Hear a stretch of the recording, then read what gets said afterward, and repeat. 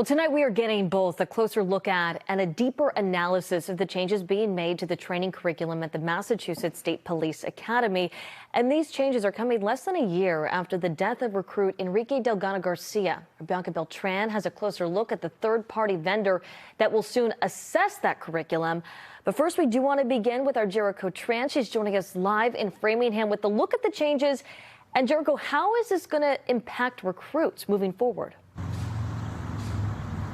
Well, Priscilla, before we get to the how, I think it's important to remember that the reason why these recruits will experience these new reforms is because of the death of State Trooper Enrique Delgado-Garcia. I actually got the chance to speak with his family's legal representation, and he tells me that these reforms are a step in the right direction, but there's still a lot more that needs to be done.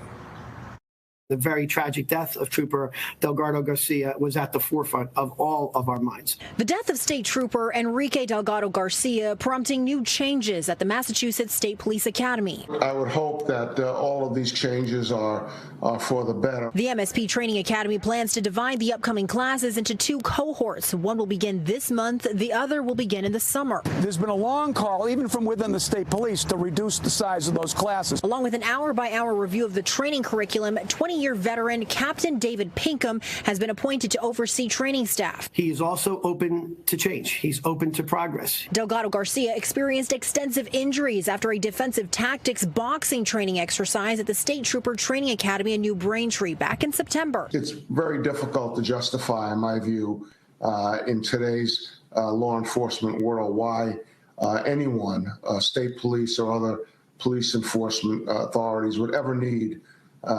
to have a mastery of boxing. The boxing exercise has been suspended pending the investigation, but not completely removed from the program. Certainly, we will be prepared to make the appropriate decisions regarding the future of the boxing programs once we see the results of the investigation. In the meantime, Special Prosecutor David Meyer has been appointed by State Attorney General Andrea Joy Campbell to investigate the death of Delgado-Garcia. Where he has convened a grand jury.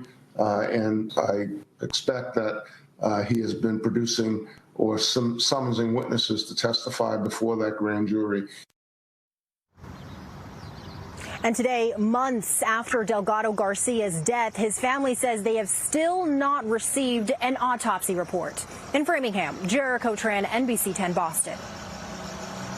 All right, let's take a closer look at one of the biggest changes that's been made, hiring a third party to assess the curriculum to make sure that the training, it is safe and it's as effective as possible. Bianca Beltran from our investigative unit joins us right now in studio. She's got more on this part of the story. Bianca. And Colton, we learned that the Massachusetts State Police chose the International Association of Chiefs of Police, or IACP, to take on that comprehensive assessment of the Massachusetts State Police Academy. Now, they were one of 3 agencies that submitted proposals, and we obtained copies of the bids submitted to the Commonwealth, which says that their proposed plan includes evaluating curriculum and training methods, analyzing attrition rates, examining fitness standards and injury prevention, evaluating organizational culture and leadership, and comparing the Academy's policies to national best practices. Now, the IACP pointed to several examples of similar work, including an assessment of the Los Angeles County Sheriff's Department in 2019. That assessment resulted in 110 recommendations. Now, I asked Colonel Jeffrey Noble if the department considered including an organization that is not law enforcement or has a law enforcement background to take part in this assessment, and this is what he said. And we felt that the first step in the process was to partner with the IACP, focusing on the experience of the police leadership that the IACP offers. And then beyond that, once we get the assessment, I absolutely look forward to then expanding our further discussions with folks that are outside of the law enforcement, whether it's community groups, obviously stakeholders. Now, with the documents that we obtained, we learned that the IACP's proposed timeline will conduct surveys and site visits through May, this month, and June, with plans to finalize their report by September. Now, the cost of this assessment, we've learned, is $599,100. Back to you. All right, Bianca, thank you. You can actually read more about these changes that are being made at the Academy on our website right now at NBCBoston.com. We're also going to give you a little perspective as well. You can find out what a former state police trooper thinks about the new training format.